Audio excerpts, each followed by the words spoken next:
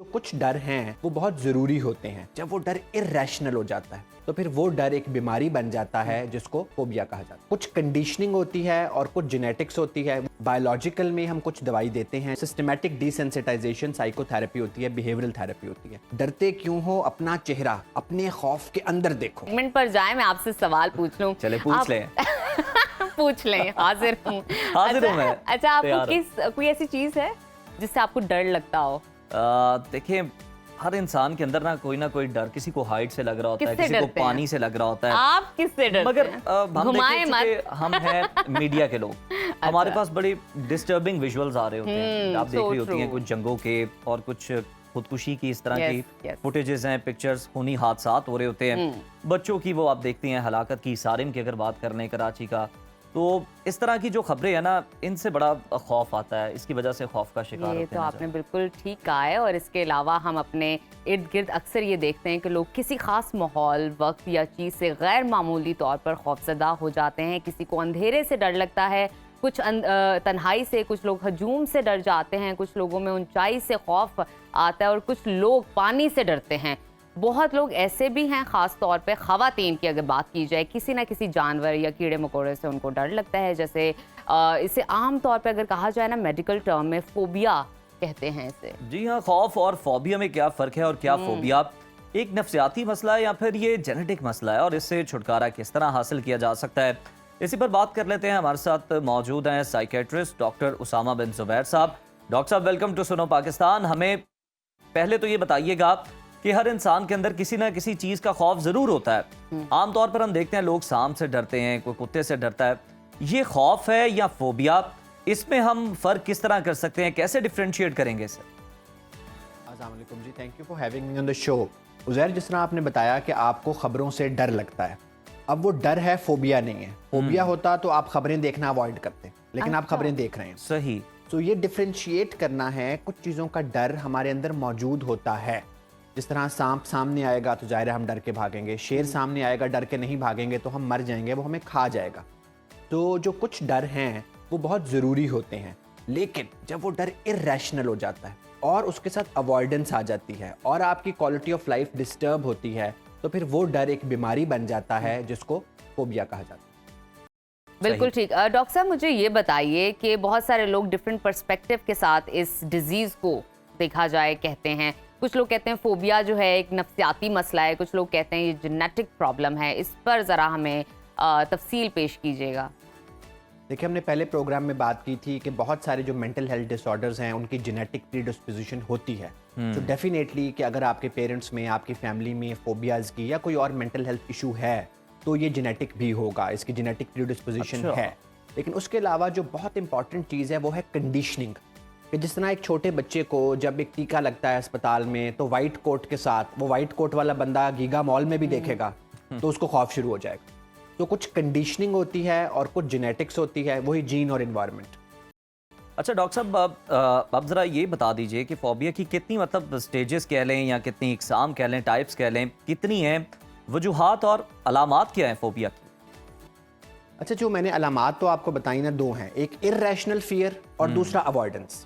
अब जो टाइप्स की आपने बात की, ऐसी ऐसी अजीब टाइप्स हैं कि मैं आपको बताने बैठूं, लेकिन कुछ अच्छा। कॉमन बता देता हूँ। जी, जी। जिस तरह हाइट फोबिया की आपने बात की, मेरे पास सोशल फोबिया वाले बहुत पेशेंट्स आते हैं। बहुत सारे स्टूडेंट्स आते हैं कि हम पढ़ाई में ब्रिलियंट हैं, लेकिन जब प्रेजेंटेशन की बारी आती है तो हम अगले दिन अस्पताल या कॉलेज जाते ही नहीं। मेरे कई डॉक्टर फ्रेंड्स हैं जिनको एग्ज़ाम फोबिया था, वो एग्ज़ाम के सुबह कपड़े के अंदर से कुंडियां लगा देते थे कि उनके कॉलीग्स दरवाज़ा खोल के भी उनको ज़बरदस्ती ना ले जाए।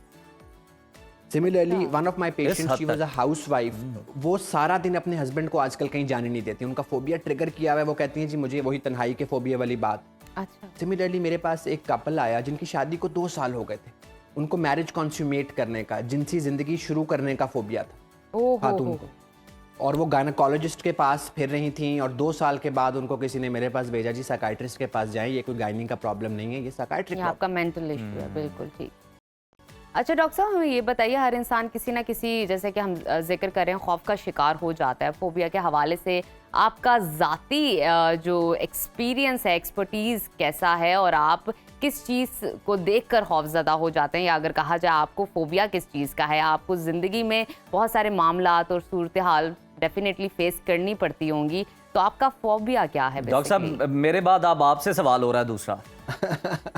बिल्कुल, I am open to the question. और मैं बल्कि ये रीसेंट पास्ट की बात है, मैं ट्रैवल काफ़ी ज़्यादा करता हूँ, बहुत लंबे लंबे सफ़र भी जहाज़ पे करता हूँ। कभी मुझे प्रॉब्लम नहीं हुई, लेकिन लास्ट टाइम जो मैंने कंडीशनिंग की बात की, लास्ट ईयर कराची से आते हुए जो हमारी कौमी एयरलाइन है, उस पे 5-5 सेकंड के 3 डिप्स आए और जहाज़ में बच्चों ने रोना शुरू कर दिया, औरतों ने चीखें मारनी शुरू कर दी। एक साहब थे, उन्होंने अजानें देनी शुरू कर दी, और जब तक जहाज़ लैंड नहीं किया वो अजान देते रहे। उसके बाद अब तक जब तक मैं जहाज़ पे बैठने का सोचता हूँ, मेरे दिल की धड़कन तेज़ हो जाती है और मैं कहता हूँ कि झूठी हो जाए। तो this is what I was talking about, कि कंडीशनिंग होती है और वो फिर बहुत ज़्यादा सबब बन जाती है खौफ का। चलें डॉक्टर साहब, आपने तो अपना भी बता दिया, मैंने भी बता दिया। नजफ से हम ना ऑफ द रेकॉर्ड पूछ लेंगे, अब इनका आप क्या है? नजफ से पूछें। चले नजफ, आप बताएं। डॉक्टर साहब की फरमाइश आई है। मुझे ना इंसानों से डर लगता है।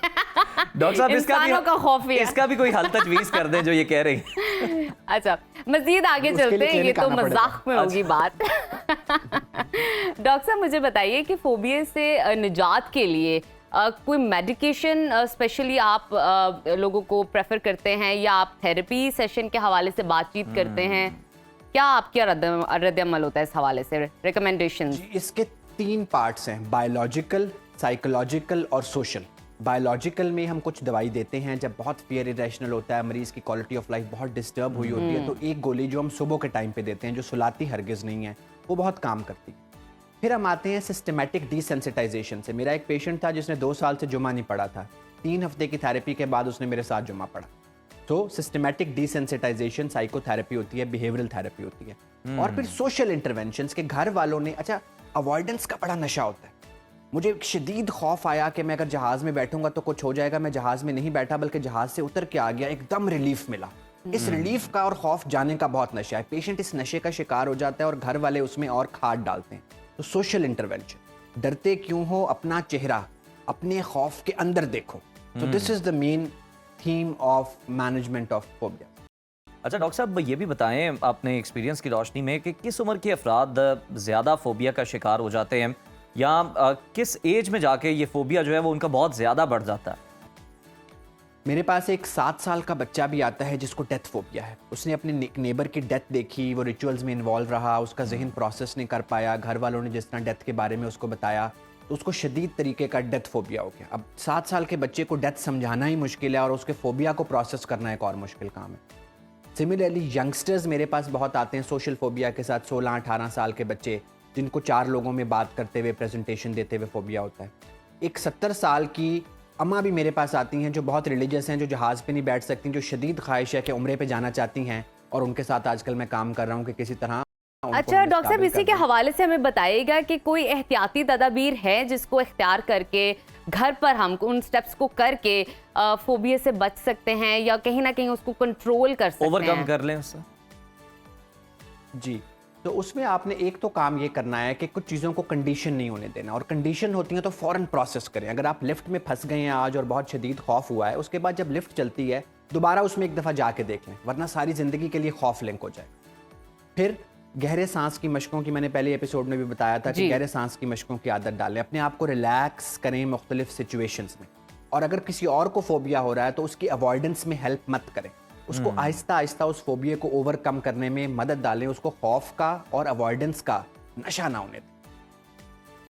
बिल्कुल ठीक, ये बड़ी आपने अहम बात की है कि आप उसको खौफ का नशा ना होने दें, अवॉइडेंस का नशा ना होने दें, और उसको कहीं ना कहीं सपोर्ट करने की कोशिश करें। डॉक्टर साहब बहुत शुक्रिया, जब भी आप मौजूद होते हैं हमारे साथ बहुत सारी टिप्स एंड ट्रिक्स जानने का हमें मौका मिलता है।